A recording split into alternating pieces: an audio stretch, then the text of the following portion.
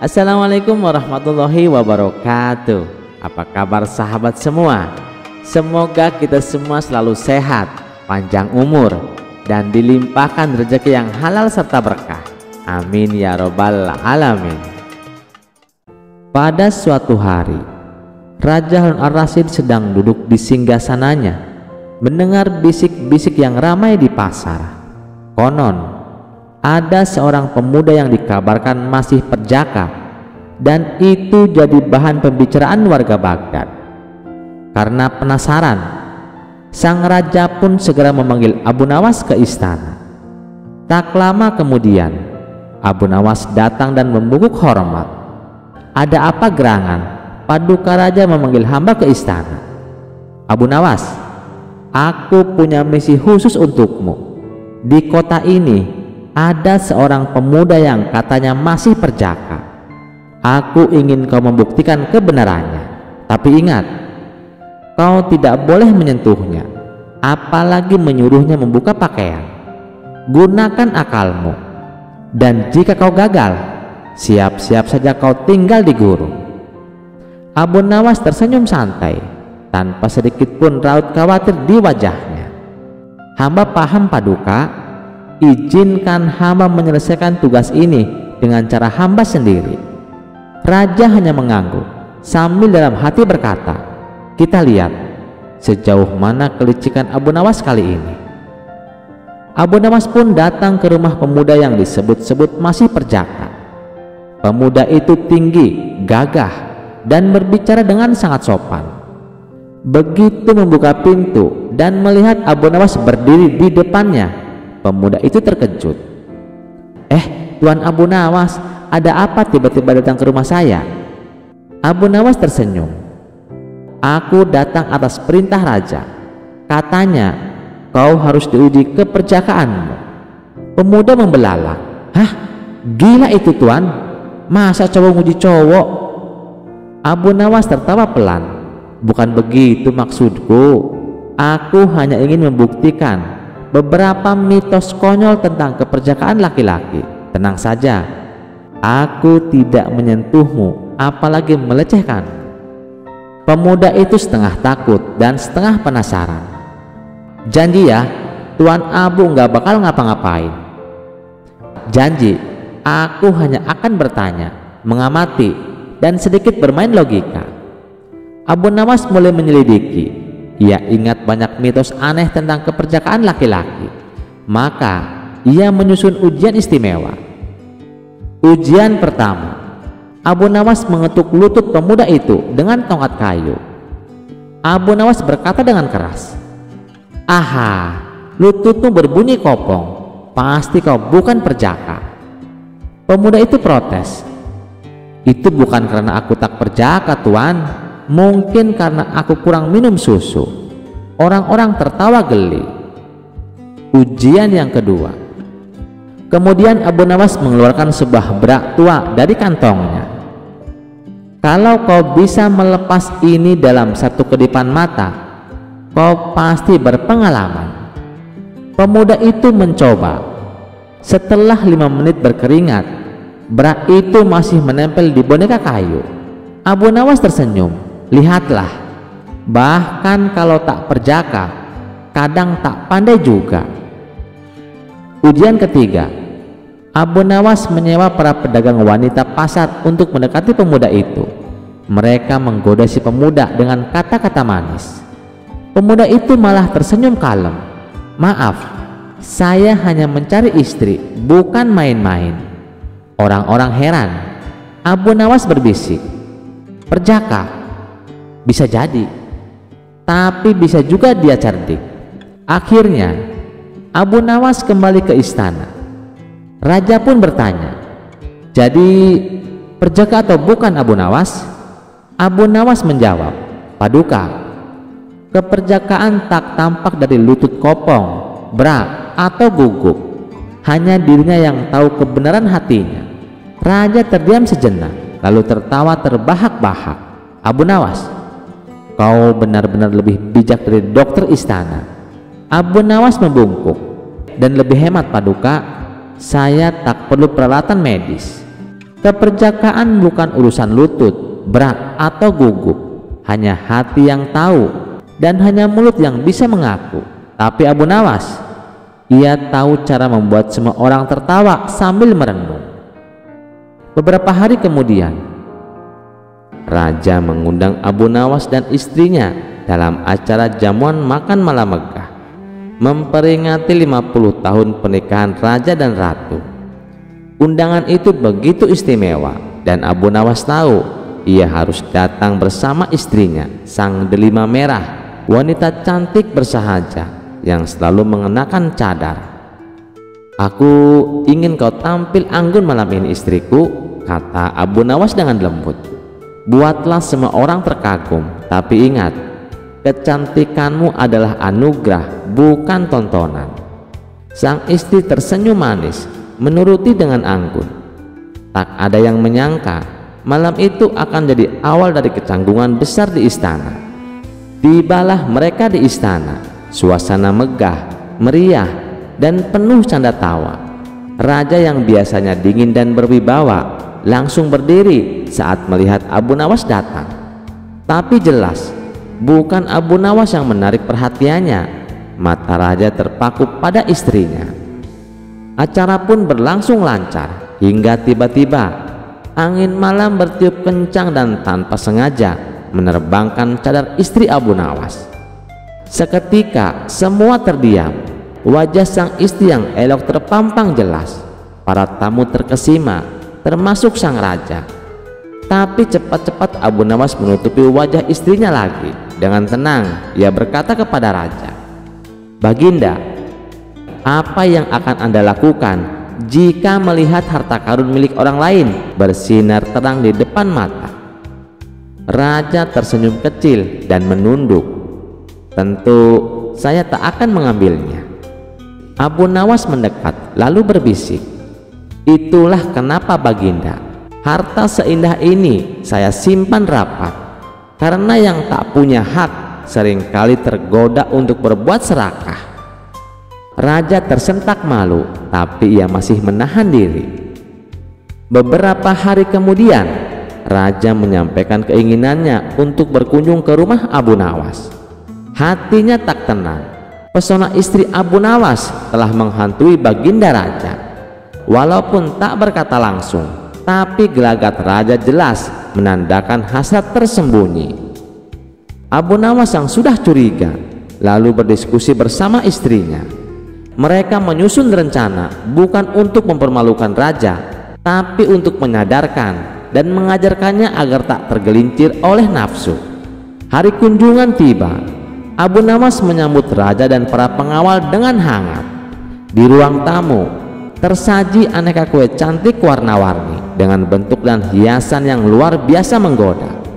"Silahkan Baginda," ucap Abu Nawas ramah. "Ini semua buatan istri saya."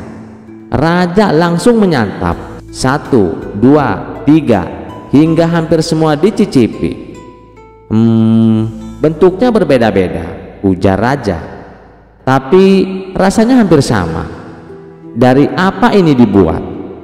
Abu Nawas mendekat lalu berbisik di telinga raja dengan senyum tajam, "Dari labu Baginda.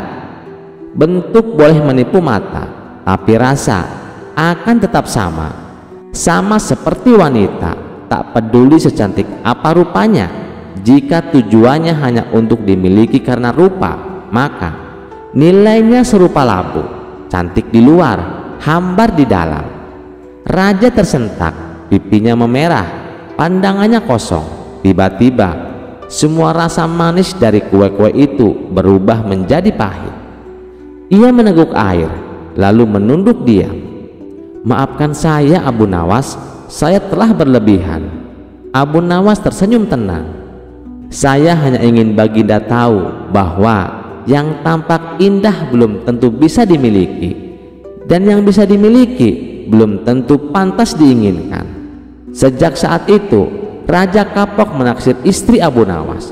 Ia pun belajar menjaga mata dan hatinya dari niat yang tak pantas.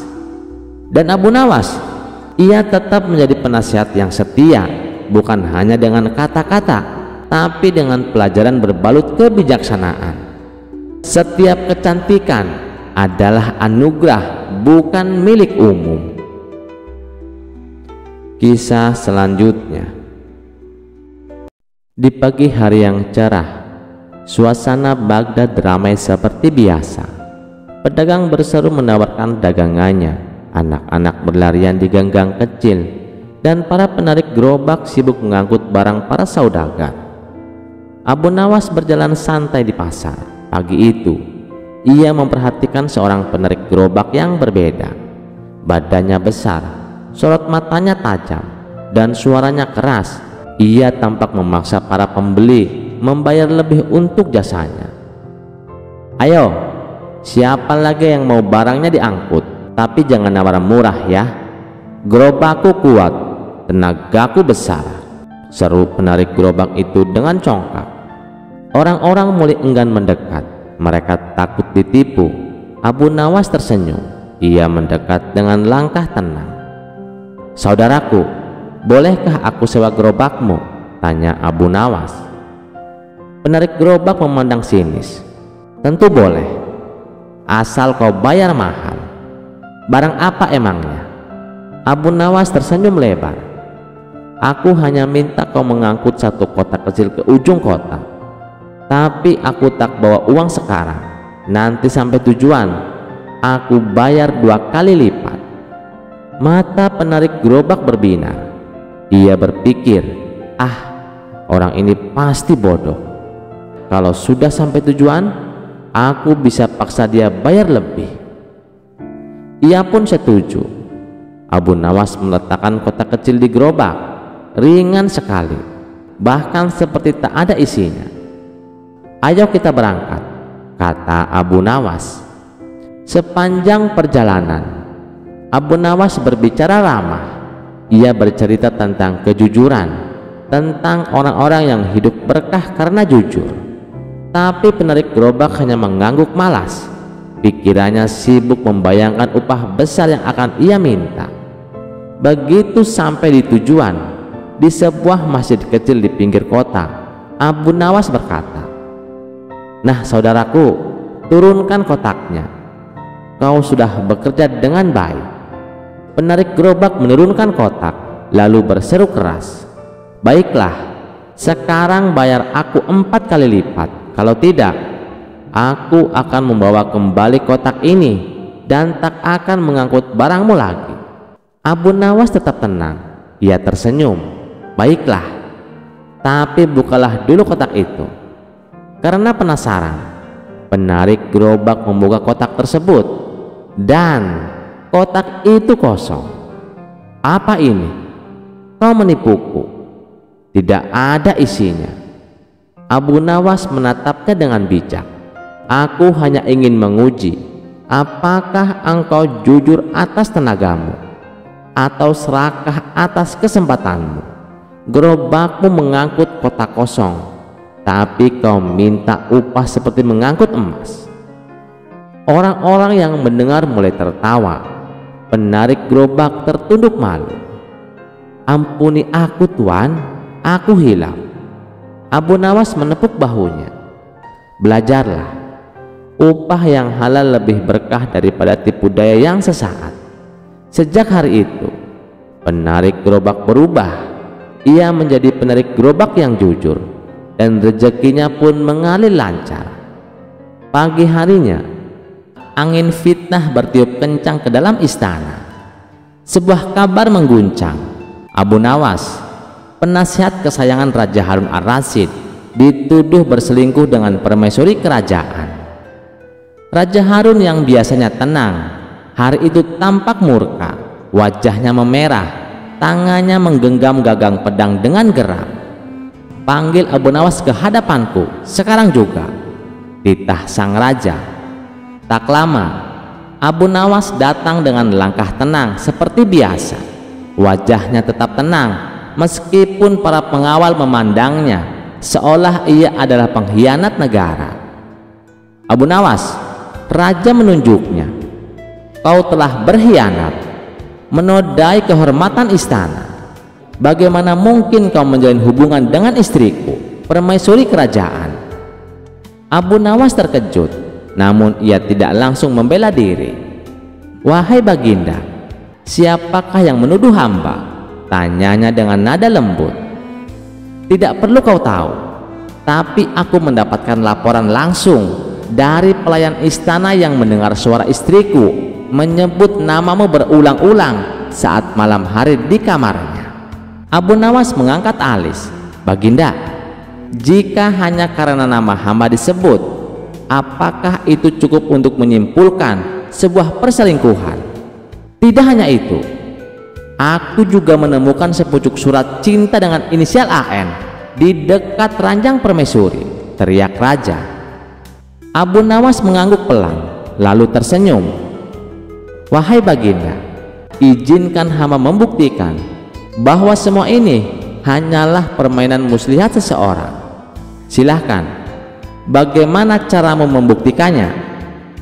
"Hamba hanya minta satu permintaan. Gelar pengadilan terbuka di aula istana esok pagi. Hadirkan seluruh istana, pengawal, pelayan, dan semua saksi. Biarkan rakyat juga menyaksikan. Jika hamba bersalah, hamba rela dihukum mati. Tapi jika tidak terbukti hamba tidak bersalah, hamba minta agar pelakunya dihukum sesuai aturan istana." Raja setuju. "Baik, esok akan kita buktikan." Keesokan harinya, aula istana dipenuhi orang. Abu Nawas berdiri di tengah ruangan, sementara para pelayan, termasuk si penuduh, duduk di sisi kiri sang raja. Abu Nawas maju. "Wahai Baginda, hamba hanya ingin bertanya satu hal kepada pelayan yang mengaku mendengar nama hamba disebut oleh permaisuri di malam hari. Apakah kau yakin dengan apa yang kau dengar?" Pelayan itu mengangguk. "Ya Tuan, aku mendengar jelas." Abu Nawas, Abu Nawas." Abu Nawas tersenyum. "Apakah kau yakin itu suara permaisuri?" "Yakin," jawab pelayan. Abu Nawas mengangguk. Ia lalu membuka sebuah kain yang dibawanya. Di dalamnya ada seekor burung beo. "Wahai Baginda, ini burung beo milik permaisuri. Ia sangat pandai meniru suara. Cobalah dengarkan." Abu Nawas lalu bersiul, dan si beo pun berkata, "Abu Nawas, Abu Nawas." Semua yang hadir tercengang. Abu Nawas menjelaskan, "Burung ini sering mendengar nama hamba disebut saat hamba memberi nasihat kepada Baginda dan permaisuri. Mungkin sang permaisuri sering menyebut nama hamba saat berbincang dengan burung ini." Raja mulai bingung. Abu Nawas melanjutkan, "Dan mengenai surat cinta berinisial AN, perkenalkan hamba menunjukkan bukti lain." Ia mengeluarkan beberapa surat dari peti kecil, semuanya bertanda AN. Tetapi satu persatu ia buka, dan ia tunjukkan bahwa itu surat tugas dari istana. AN ternyata singkatan dari administrasi negara, bukan nama dirinya. Semua orang terdiam. Wajah raja mulai memerah. Kali ini bukan karena marah, tetapi karena malu.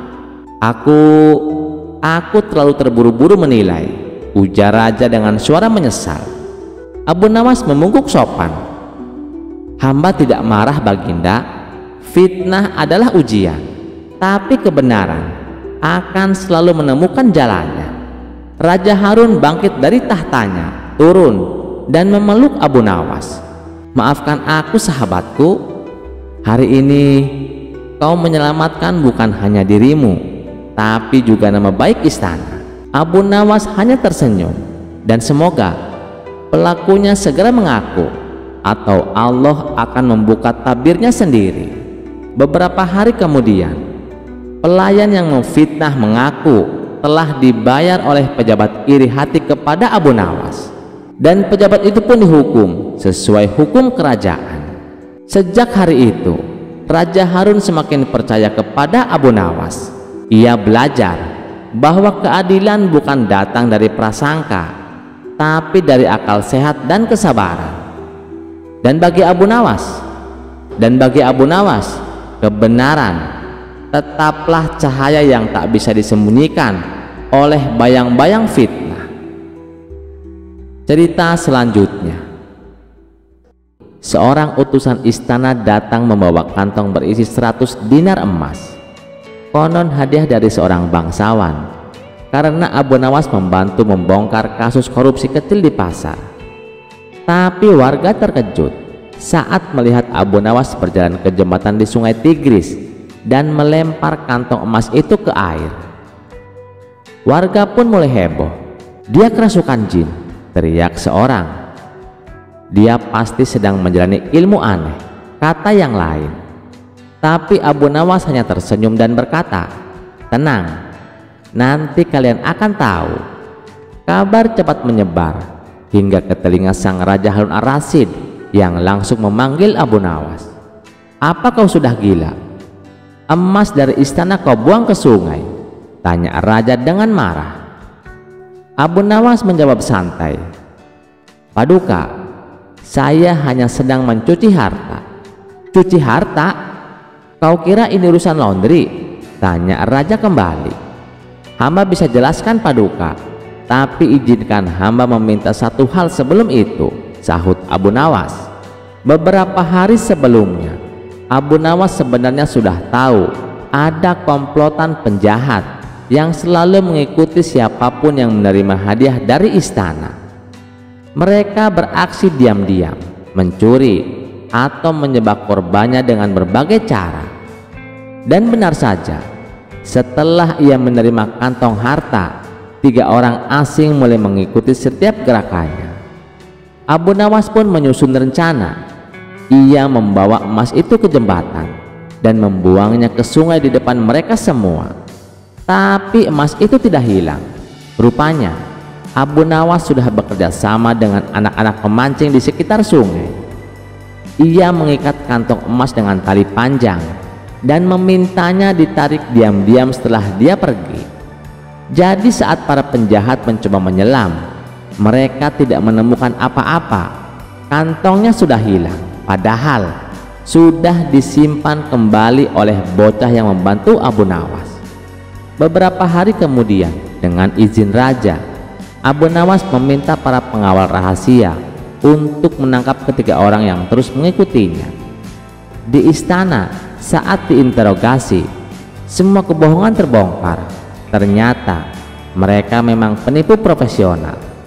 Satu mengaku pura-pura jadi penjaga, satu lagi mengaku jadi pedagang, dan yang satu bahkan berpura-pura jadi ustadz. Raja terdiam, lalu tertawa terbahak-bahak. Jadi begitulah, harta istana tidak dibuang ke sungai, tapi kejebak dalam pancingan Abu Nawas. Raja lalu bertanya, "Abu Nawas, kenapa kau tidak langsung melapor saja? Kenapa harus buat drama buang emas?" Abu Nawas menjawab sambil menyeringai, "Kalau saya melapor, mereka bisa lari. Tapi kalau saya buang harta, mereka malah lompat sendiri ke perangkap." Semua hadirin tertawa. Salah satu menteri berseru, "Berarti yang bodoh bukan yang buang harta, tapi yang terjun ke sungai mengejarnya." Abu Nawas mengangguk sambil menatap raja.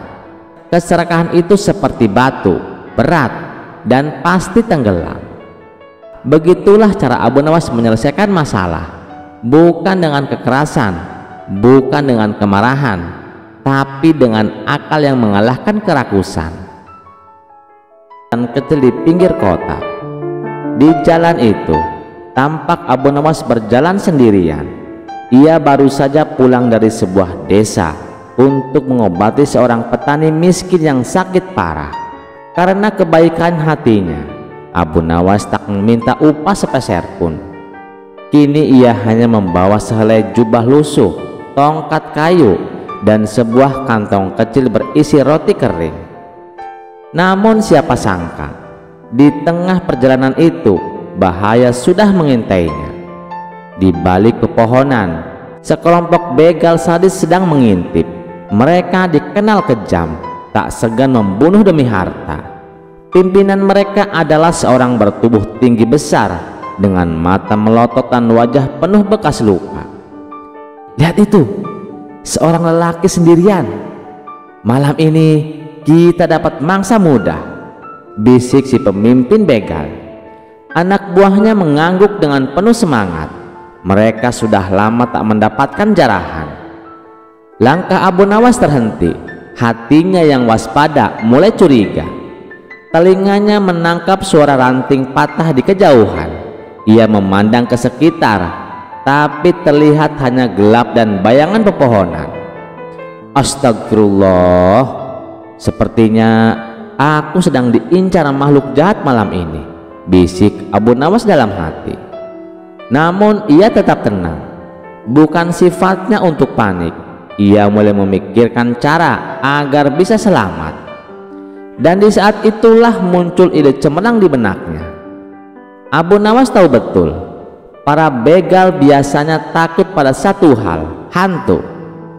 Di zaman itu, banyak orang percaya bahwa hantu gentayangan sering muncul di jalan sepi, terutama di malam gelap seperti ini. Abu Nawas tersenyum tipis.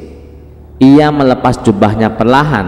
Kemudian dengan roti kering yang dibawa, ia menggosok-gosok mukanya hingga putih seperti pucat mayat.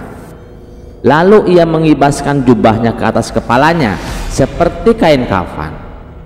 Kini penampilannya benar-benar menyeramkan. Wajahnya pucat, matanya kosong, jubahnya menjuntai seperti kain kafan, dan ia berjalan terhuyung-huyung sambil mengerang pelan. Erang Abu Nawas dengan suara berat dan seram. Langkahnya perlahan-lahan mendekati tempat para begal bersembunyi. Ketika para begal melihat sosok itu muncul dari balik kabut tipis, tubuh mereka langsung gemetar. "Apa itu? Astagfirullah, jangan-jangan itu hantu," seru salah seorang anak buah begal. "Diam kau, mana ada hantu," bentak pimpinan mereka. Walau sebenarnya ia sendiri mulai berkeringat dingin, namun semakin dekat sosok itu, semakin nyata kengerian yang mereka rasakan. Wajah pucat, mata melotot tanpa berkedip, dan suara erangnya membuat bulu kuduk berdiri. Darah, nyawa," desis Abu Nawas sambil merentangkan kedua tangannya. Seketika dua begal langsung lari terbirit-birit meninggalkan tempat persembunyian mereka. Pimpinan mereka mencoba tetap tenang, tapi ketika Abu Nawas makin dekat dan tiba-tiba melompat kecil sambil berteriak, "Aku datang untuk menagih nyawa kalian." Pimpinan begal menjerit, melempar pedangnya, lalu lari secepat kilat menyusul anak buahnya. Begitu para begal itu menghilang di kegelapan malam, Abu Nawas melepaskan jubahnya dari kepala dan tertawa pelan. "Haha, dasar penakut. Begitu mudahnya mereka ditipu hanya dengan kain lusuh dan roti kering." Ia melanjutkan perjalanannya dengan tenang sambil sesekali tersenyum mengingat wajah pucat para begal yang ketakutan. Namun siapa sangka itu baru awal dari petualangan malam itu. Para begal ternyata tidak menyerah begitu saja. Tak lama kemudian, di sebuah tempat yang agak jauh, para begal berkumpul. "Tidak mungkin itu hantu, pasti hanya orang yang menyamar," seru pimpinan mereka marah. Ia mengumpulkan keberanian dan mengajak anak buahnya untuk mengejar Abu Nawas. "Kita harus menangkapnya. Kita permalukan dia karena telah mempermainkan kita." Maka bergegaslah mereka kembali ke jalan setapak itu, membawa obor untuk menembus gelap malam. Abu Nawas mendengar suara ramai dari kejauhan. Ia tahu para begal itu kembali lagi. "Aku harus lebih cerdik lagi," pikirnya. Ia melihat ada sebuah pohon besar dengan akar menjulur. Di sana ia menggali sedikit tanah dengan tongkatnya, lalu berbaring setengah terkubur. Kain jubahnya dibentangkan menutupi tubuhnya, dan ketika para begal itu tiba, Abu Nawas kembali beraksi. Aku adalah arwah yang tertinggal di sini. Siapa yang berani menggangguku akan kutuntut nyawanya. Teriaknya keras, suaranya menggema di hutan. Para begal langsung membeku. Satu persatu obor mereka padam karena angin. Gelap total menyelimuti mereka.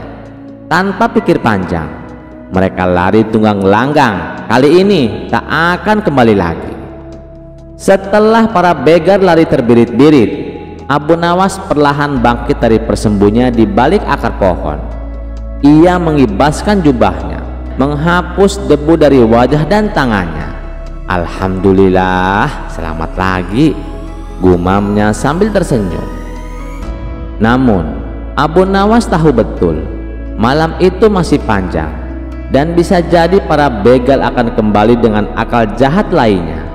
Oleh karena itu, ia memutuskan untuk mencari pelindungan di tempat yang lebih aman. Di kejauhan, samar-samar Abu Nawas melihat sebuah bangunan tua seperti gubuk kosong. Ia melangkah ke sana dengan hati-hati. Angin malam terasa semakin dingin dan hutan di sekelilingnya semakin menyeramkan. Sesampainya di gubuk tua itu, Abu Nawas membuka pintunya yang sudah reot. Ternyata di dalamnya hanya ada kursi patah, meja rusak, dan sebuah pelita mati di sudut ruangan. Namun bagi Abu Nawas itu sudah cukup. Ia duduk bersandar, menarik nafas lega, dan memejamkan mata sejenak. Sementara itu, di sisi lain hutan, para begal yang lari tadi kini berkumpul dengan kelompok begal lainnya. Pimpinan mereka yang wajahnya masih pucat berteriak, "Kita dipermalukan. Malam ini harga diri kita hancur karena ulah seorang manusia yang menyamar jadi hantu." Maka terkumpullah belasan begal dengan obor, pedang, dan tombak. Mereka bertekad untuk memburu si penipu sampai dapat. "Cari dia, jangan beri ampun," seru pemimpin mereka. Abu Nawas mendengar keributan dari kejauhan. Ia mengintip dari celah dinding gubuk dan melihat cahaya obor mendekat. "Wah, mereka bawa bala bantuan," batinnya. Namun kepandaian Abu Nawas memang tiada tanding. Ia segera mengambil pelita rusak itu dan menggantungnya di jendela. Lalu ia menyalakan potongan kain jubahnya agar tampak seperti cahaya api yang berkelap-kelip. Tak hanya itu, ia mengambil abu dari sudut gubuk dan menaburkannya ke wajah dan tangannya hingga benar-benar menyeramkan. Abu Nawas berdiri di jendela, lalu mengangkat kedua tangannya tinggi-tinggi sambil berteriak, "Aku penunggu gubuk ini. Siapa yang mengusik akan kutarik rohnya." Suaranya menggema dan menakutkan. Para begal yang sudah siap menyerang mendadak berhenti langkahnya. Cahaya pelita yang berkelap-kelip dari dalam gubuk, suara mengerikan, dan penampakan sosok hitam dengan wajah abu membuat mereka menggigil. "Astagfirullah, itu bukan manusia, itu hantu beneran!" teriak salah seorang begal. "Lari, lari!" teriak yang lain, melempar tombaknya dan melompat ke semak-semak. Belasan begal bubar jalan. Ada yang tersangkut di akar, ada yang tercebur ke kubangan, dan ada pula yang tersesat di hutan. Pimpinan mereka bahkan saking takutnya sampai pingsan di tempat. Melihat sang pemimpin tergeletak, Abu Nawas keluar dari gubuk, mendekati pria itu dan memercikkan air ke wajahnya. "Bangunlah wahai manusia, aku bukan hantu, aku Abu Nawas," bisiknya pelan. Sang pemimpin begal membuka mata melihat wajah Abu Nawas, lalu menangis. "Maafkan aku Tuan, aku telah berbuat jahat. Aku kira aku sudah mati," katanya terseduh-seduh. Abu Nawas tersenyum lembut. "Kalau kau benar-benar ingin bertobat, kembalilah ke jalan yang benar. Jangan jadi begal lagi. Kalau tidak, lain kali bisa jadi bukan aku yang kau temui, tapi benar-benar hantu yang mencabut nyawamu." Pimpinan begal mengangguk ketakutan, lalu berjanji, mulai malam ini aku berhenti jadi begal, Tuan, demi Allah." Begitu fajar menyingsing, Abu Nawas melanjutkan perjalanannya kembali ke kota Baghdad. Di sepanjang jalan ia melihat tombak, pedang, dan obor para begal berserakan. Sesekali ia tersenyum mengingat betapa lucunya mereka lari ketakutan seperti anak kecil. Di pintu gerbang kota, beberapa warga mendengar kabar tentang hantu gubuk yang menakuti begal.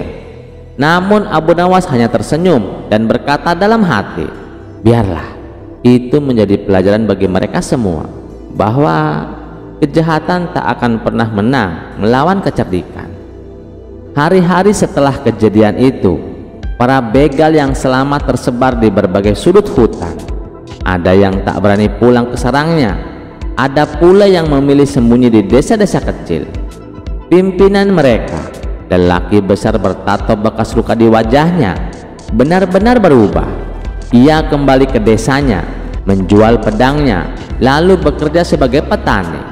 Setiap kali ia melihat hutan atau mendengar suara angin malam, tubuhnya gemetar, mengingat malam di mana ia dipermalukan oleh hantu yang ternyata Abu Nawas. Beberapa anak buahnya juga mengikuti jejak sang pimpinan. Mereka kini menjadi tukang kayu, penarik gerobak, dan buruh di pasar. Tak satu pun berani lagi mengangkat senjata untuk merampok. Kabar ini tersebar dari mulut ke mulut. Warga Baghdad dan desa-desa sekitarnya merasa aman. Jalan malam kini lebih tenang. Orang-orang tak lagi takut dirampok. Beberapa hari setelah kejadian itu, kabar tentang hilangnya para begal dan munculnya hantu penunggu gubuk sampai ke telinga Baginda Raja Harun ar-Rasyid. Raja sangat penasaran, siapa gerangan hantu itu? Ataukah ini hanya akal-akalan seseorang? Pikir sang raja. Maka dipanggillah Abu Nawas ke istana. Saat Abu Nawas tiba, raja tersenyum penuh arti. "Abu Nawas sahabatku, apakah kau mendengar kabar soal hantu gubuk yang menakuti para begal?" tanya raja. Abu Nawas menunduk dan tersenyum. "Hamba dengar Baginda, namun menurut hamba mungkin itu bukan hantu, melainkan seseorang yang cerdik menyamar untuk menyelamatkan diri." Raja tertawa terbahak-bahak. "Ah, hanya kau yang bisa berkata demikian. Katakan padaku, apakah itu perbuatanmu?" Abu Nawas mengangguk pelan. "Benar Baginda, itu hamba. Hamba hanya berusaha menyelamatkan diri tanpa menumpahkan darah siapapun. Karena hamba tahu nyawa itu amanah Allah." Raja memandang Abu Nawas dengan penuh kagum. "Luar biasa kau ini, tidak hanya cerdik, tapi juga penuh kasih. Kau layak mendapatkan hadiah." Raja memerintahkan bendahara istana untuk memberikan Abu Nawas emas dan kain sutra sebagai tanda terima kasih. Namun Abu Nawas menolak dengan halus. "Terima kasih Baginda, tapi biarlah emas dan sutra itu Baginda berikan kepada fakir miskin dan anak yatim. Hamba cukup diberi izin untuk pulang dengan selamat." Raja makin kagum pada Abu Nawas. "Kalau begitu, mulai hari ini aku tetapkan jalan tempat engkau menghadap para begal itu sebagai jalan yang bebas pajak untuk para pedagang kecil, sebagai kenangan atas keberanian." Abu Nawas membungkuk hormat. "Semoga Allah memberkahi Baginda." Waktu terus berlalu. Para mantan begal benar-benar menjadi orang baik. Ada yang membangun surau kecil di desanya, ada yang menjadi guru mengaji untuk anak-anak, dan ada pula yang membantu penjaga keamanan desa. Setiap bulan mereka berkumpul untuk berdoa agar diampuni dosa-dosa masa lalunya. Dan setiap kali mereka mengenang malam ketika bertemu hantu Abu Nawas, mereka tertawa geli sekaligus malu. Mereka sering berkata, "Seandainya malam itu kami pakai akal sehat, kami tak perlu lari tunggang langgang seperti dikejar malaikat maut." Nama Abu Nawas makin harum di kalangan rakyat. Setiap ada orang yang ditindas, mereka datang meminta nasihat padanya. Setiap ada yang ingin menipu rakyat kecil, mereka mengurungkan niat karena takut Abu Nawas akan membongkar kedoknya. Dan setiap orang yang lewat jalan tempat kejadian itu selalu berkata dalam hati, ingatlah, jangan zalimi orang lain, karena bisa jadi kau akan berhadapan dengan orang cerdik seperti Abu Nawas. Sahabat semua, dari kisah ini kita belajar bahwa kejahatan tak akan pernah menang melawan kecerdikan dan keberanian.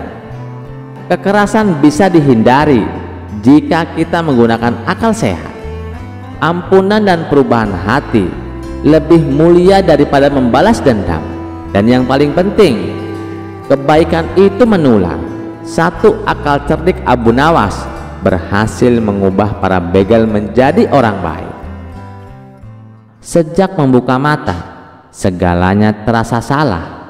Burung peliharaannya tidak berkicau, sarapan terasa hambar, dan sepatu emasnya salah pasang.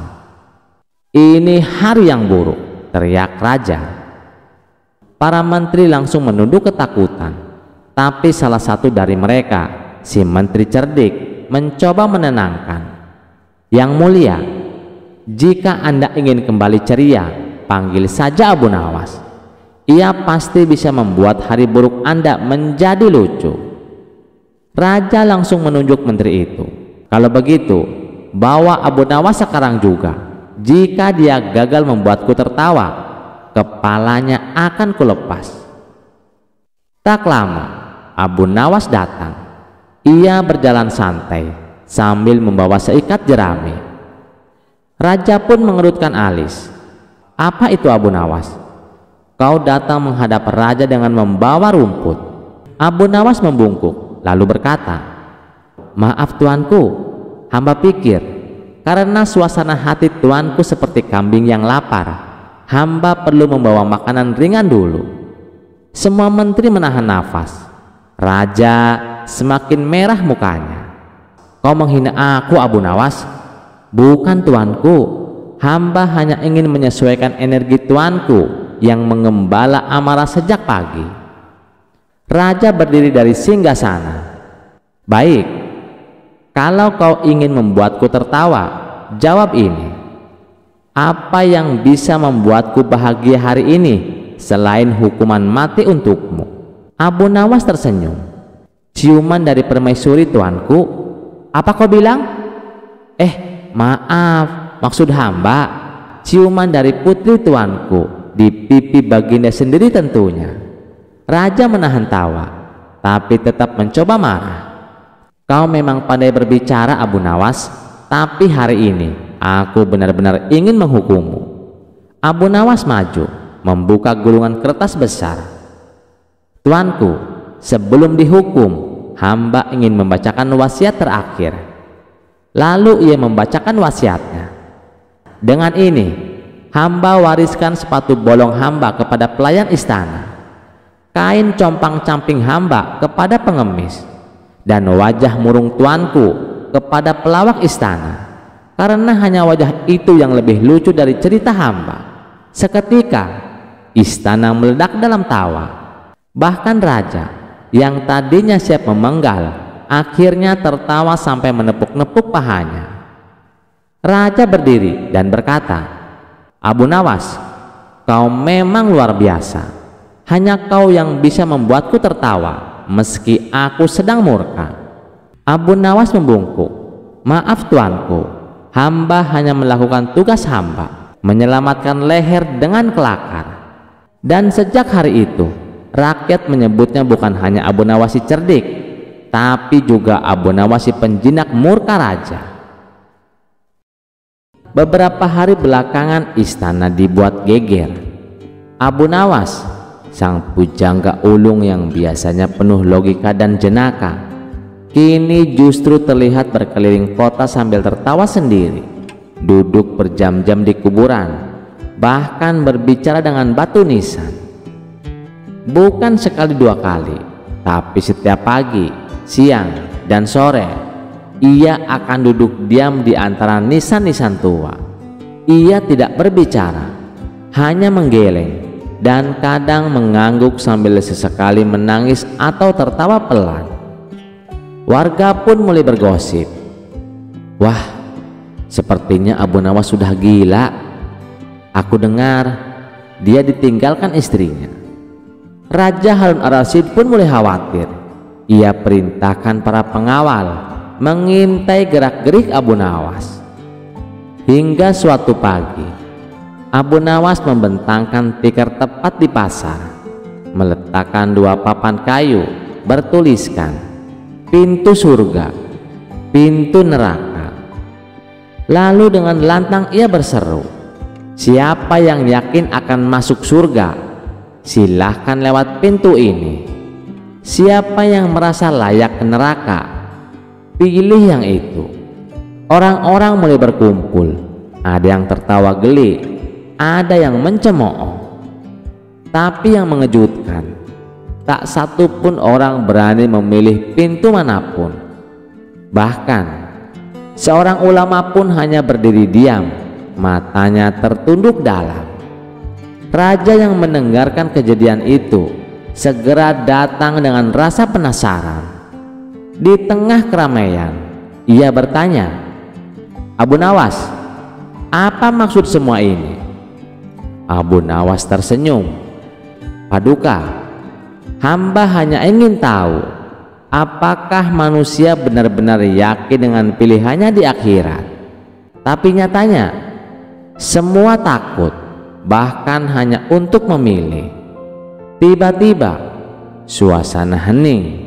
Semua mata menatap Abu Nawas. Lalu ia berkata dengan tenang, "Banyak dari kita berkoar tentang surga dan neraka, tapi sedikit yang betul-betul mempersiapkan dirinya.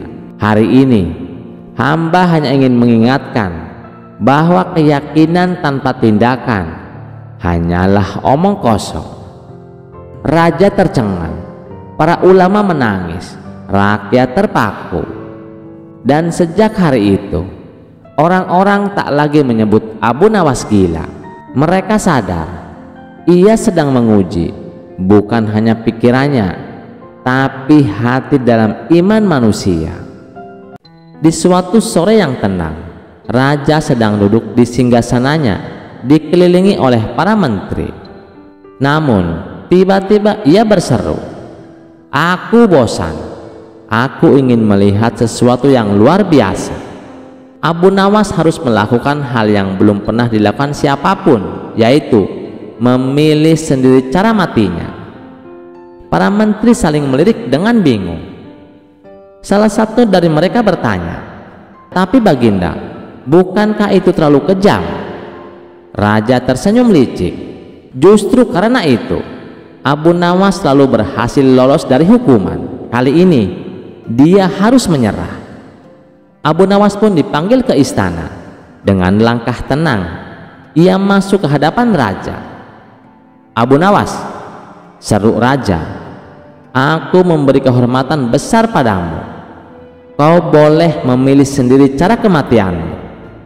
Abu Nawas berpikir sejenak, lalu menjawab dengan tenang, "Baik tuanku, jika hamba diberi hak memilih, maka hamba memilih mati karena usia tua setelah umur hamba mencapai 120 tahun." Semua yang hadir spontan menahan tawa. Raja pun melotot, "Jangan main-main Abu Nawas." "Tapi tuanku sendiri yang bilang hamba boleh memilih sendiri cara mati hamba," jawab Abu Nawas sambil tersenyum lebar. Raja merasa malu di depan para menterinya. Ia memutuskan untuk mengganti tantangan. "Kalau begitu, kau akan dihukum dilempar ke jurang esok pagi tanpa pilihan." Abu Nawas menunduk hormat dan berkata, "Baik tuanku, tapi izinkan hamba semalam saja untuk pamit kepada keluarga dan menulis surat wasiat." Raja mengangguk. Tapi malam itu Abu Nawas menghilang dari kota. Keesokan harinya, raja menunggu di tepi jurang bersama para pengawal. Tapi Abu Nawas tak kunjung datang. Salah satu menteri berkata, "Tuanku, bagaimana jika dia tak kembali?" Lalu raja menjawab, "Tenang, dia pasti kembali." Dia terlalu licik untuk mati sia-sia. Dan benar saja, seminggu kemudian Abu Nawas muncul sambil membawa seekor kambing. "Maaf tuanku, hamba telah tersesat dan malah hamba mendapatkan kambing." Raja bertanya kesal, "Kenapa kau kembali?" Abu Nawas menjawab, "Karena hamba sadar hukuman mati adalah hal serius. Tapi melihat wajah tuanku saat hamba menolak mati minggu lalu, itu lebih lucu dari kematian itu sendiri." Raja akhirnya tertawa terbahak-bahak bersama para menterinya.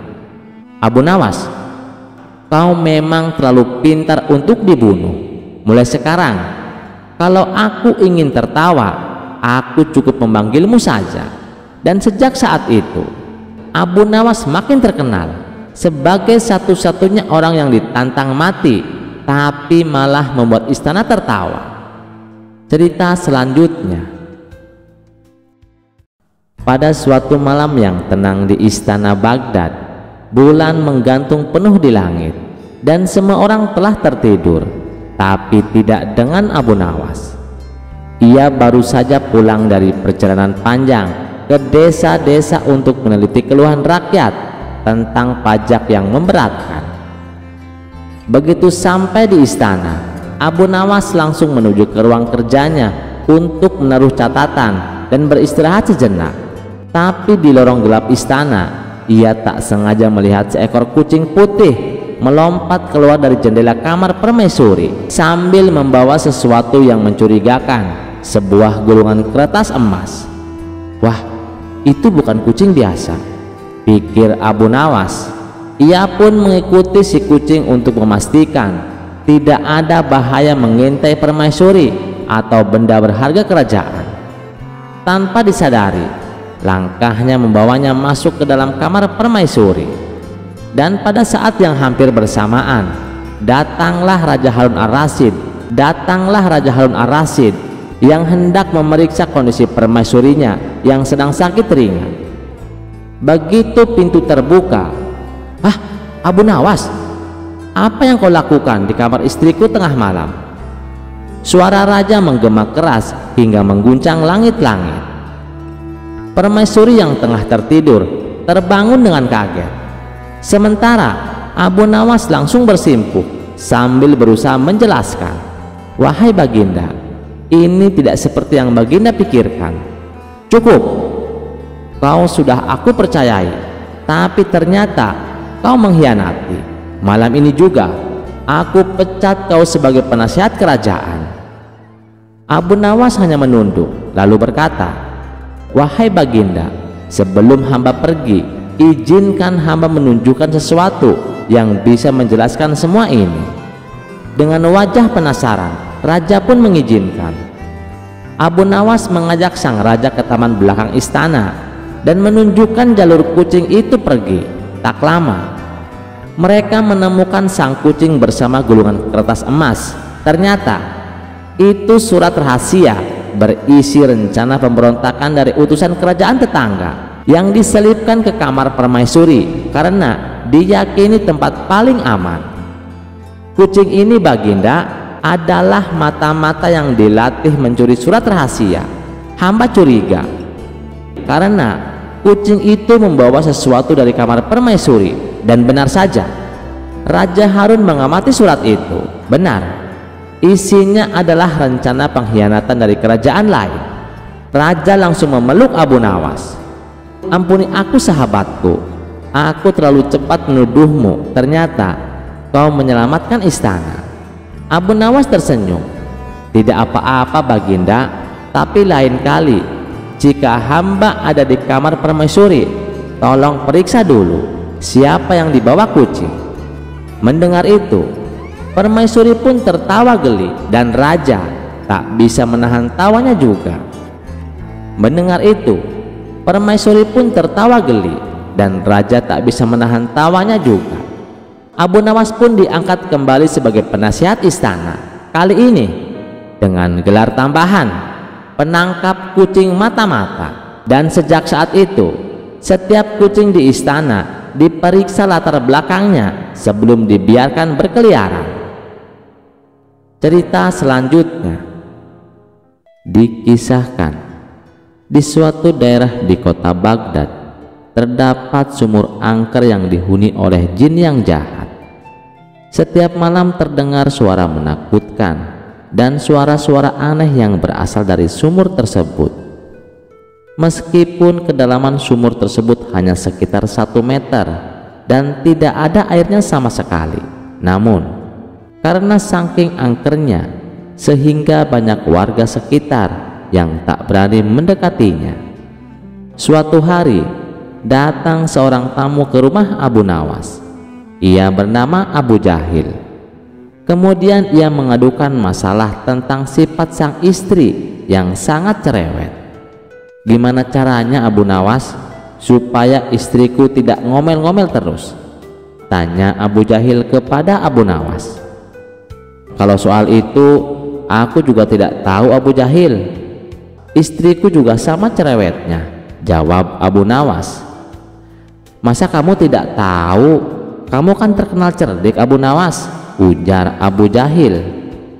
Baiklah, kalau kamu mau, bawa saja istrimu ke sumur tua yang angker, lalu kamu jatuhkan dia ke dalamnya, saran Abu Nawas. Maksudmu sumur tua yang dihuni jin jahat itu? Bisa-bisa istriku mati tenggelam. Aku tidak mau Abu Nawas, tolak Abu Jahil. Tenang Abu Jahil, istrimu tidak akan tenggelam. Itu kan sumur kering, tidak ada airnya, dan dalamnya juga cuma 1 meter, jelas Abu Nawas. Tapi apa mungkin bisa berhasil Abu Nawas? Tanya Abu Jahil ragu-ragu. Kalau itu aku sendiri juga belum tahu Abu Jahil, tapi setidaknya istrimu akan bertemu jin dan pasti dia akan ketakutan. Mungkin saja karena rasa takutnya itu sifat cerewet istrimu akan hilang, balas Abu Nawas. Baiklah, besok aku akan ajak istriku ke sana, timpal Abu Jahil. Singkat cerita, pergilah Abu Jahil bersama istrinya menuju sumur angker yang dimaksud. Sesampainya di sana, Abu Jahil segera mendekati bibir sumur. Wahai istriku, lihatlah, di dalam sumur ada perhiasan emas banyak sekali, teriak Abu Jahil berpura-pura kaget. Mendengar hal itu, sang istri tak sabar ingin ikut melihatnya. Setelah sang istri berdiri tepat di depan sumur, Abu Jahil langsung mendorongnya. Sang istri pun terjatuh ke dalam sumur, bukan berteriak ketakutan, malah berteriak ngomel-ngomel tanpa berhenti. Mana emasnya? Aku tidak melihatnya sama sekali, omel sang istri. Dan ketika jin penunggu sumur mencoba menakuti istri Abu Jahil, ia malah kena semprot omelannya. Kamu pasti yang menyembunyikan emas, cepat berikan padaku. Ayo, cepat berikan, teriak istri Abu Jahil. Karena tak kunjung mendapatkan emas, sang istri terus saja mengomel. Tidak lama kemudian, muncul sosok bayangan hitam keluar dari sumur. Rupanya sosok itu adalah jin penghuni sumur tersebut. Jin itu lalu mendekati Abu Jahil dan berkata, cepat angkat istrimu dari tempatku, aku tidak tahan mendengar omelannya, ancam jin tersebut. Dengan penuh ketakutan, Abu Jahil langsung mengangkat istrinya dari sumur angker itu. Pada esok harinya, Abu Jahil kembali menemui Abu Nawas dan menceritakan peristiwa yang dialaminya. Spontan, Abu Nawas tertawa terpingkal-pingkal. Ternyata istrimu lebih cerewet daripada istriku.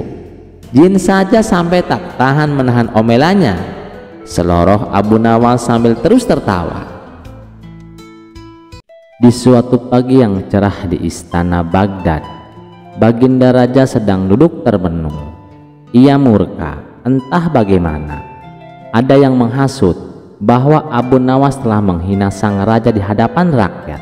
Padahal seperti biasa, Abu Nawas hanya menyindir dengan cerdas dalam ceramahnya, tanpa pernah menyebut namanya.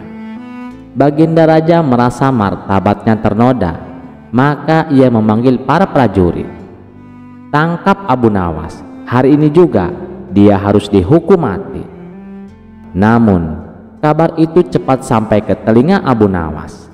Ia pun segera bersembunyi di rumah temannya yang berada di pinggir kota. Tapi ia tahu lambat laun istana akan menemukan dirinya. Dalam pelariannya, ia menyusun rencana berpura-pura gila. Esoknya, prajurit menemukan Abu Nawas sedang duduk di pasar.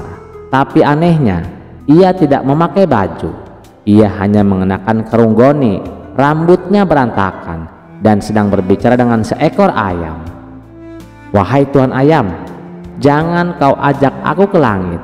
Aku belum siap jadi awan," katanya sambil tertawa-tawa. Prajurit bingung. Mereka melapor kepada Baginda Raja. "Paduka, kami menemukan Abu Nawas, tapi dia sudah gila." Raja tak percaya. Ia memerintahkan agar Abu Nawas dibawa ke istana. Di balai irung megah itu, Abu Nawas masuk sambil tertawa-tawa. Ia memegang sepotong mentimun dan berbicara padanya seperti ke anaknya. "Tenang anakku, kita akan ke bulan setelah ini." Raja menatap tajam, tapi sebelum berbicara, tiba-tiba Abu Nawas memeluk tiang istana dan berkata, "Tolong, aku tidak mau menikah dengan gajah." Semua yang hadir menahan tawa. Bahkan sang raja mulai bingung, apakah benar ini Abu Nawas yang terkenal cerdik. Akhirnya raja pun berdiri dan berkata, "Abu Nawas, jika kau pura-pura gila hanya untuk lolos dari hukuman, aku tetap akan menghukummu." Abu Nawas langsung menoleh. Tatapannya berubah serius. Ia berlutut dan berkata dengan pelan, "Ampun tuanku, hamba tidak bersalah. Tapi hamba tahu jika hamba membela diri, Paduka takkan percaya. Maka satu-satunya jalan agar hamba tidak dihukum secara tidak adil adalah dengan menjadi orang gila." Semua terdiam. Raja tertegun. Ia melihat ke mata Abu Nawas. Ada ketulusan di sana. "Abu Nawas," kata raja dengan suara pelan, "kau bukan hanya cerdik, tapi juga tahu kapan harus berlakon demi menyelamatkan nyawa." Raja pun memaafkan Abu Nawas dan menyuruhnya pulang. Sementara para menterinya hanya bisa menggelengkan kepala, heran campur kagum. Sejak saat itu banyak orang berkata, kalau tidak bisa menyampaikan kebenaran dengan perkataan, Abu Nawas menyampaikannya dengan sandiwara. Dan kisah itu pun menjadi legenda bahwa kadang akal lebih tajam dari pedang dan sandiwara bisa menyelamatkan nyawa. Kisah selanjutnya. Terima kasih sudah mendengarkan cerita ini. Sampai jumpa di cerita selanjutnya. Jangan lupa like, share, dan subscribe channel Teman Mimpi. Wassalamualaikum warahmatullahi wabarakatuh.